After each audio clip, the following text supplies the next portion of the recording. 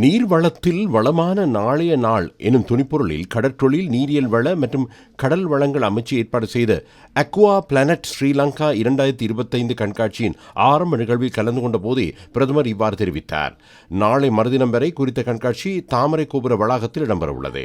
கடற்றொழில், நீரியல் வள மற்றும் கடல் வளத்துடன் தொடர்புடைய உற்பத்திகள், நவீன தொழில்நுட்ப கருவிகள், நீர்வாழ் தாவரங்கள், அலங்கார மீன் உள்ளிட்ட மீன்பிடி துறையோடு தொடர்புடைய துறைகளை பிரதிநிதித்துவப்படுத்தி கண்காட்சி இடம்பெறுகிறது. அதற்கு இணைவாக மீனவர்களுக்காக அரசாங்கம் அறிமுகப்படுத்தும் ஓய்வூதிய கொடுப்பனவு வழங்கும் செயல்பாடு இன்றைய தினம் அறிமுகம் செய்யப்பட்டது. அமைச்சர் ராமலிங்கம் சந்திரசேகர் உள்ளிட்ட அமைச்சர்கள், பாராளுமன்ற உறுப்பினர்களும் இதன்போது கலந்து கொண்டனர். விசேடமாக பெறுமதி சேர் மீன் உற்பத்திகளுக்கு தேவையான நிதியுதவிகளை வழங்கும் வேலை திட்டத்தை அரசாங்கம் முன்னெடுத்துள்ளது. அதேபோன்று மீனவ தொழில்துறையோடு தொடர்புபட்ட கிராமப்புற சிறு தொழில் முயற்சியாளர்களின் வாழ்க்கை நிலையை மேம்படுத்துவதற்கு தேவையான ஒத்துழைப்பை வழங்க அரசாங்கம் நடவடிக்கைகளை முன்னெடுத்து வருகிறது.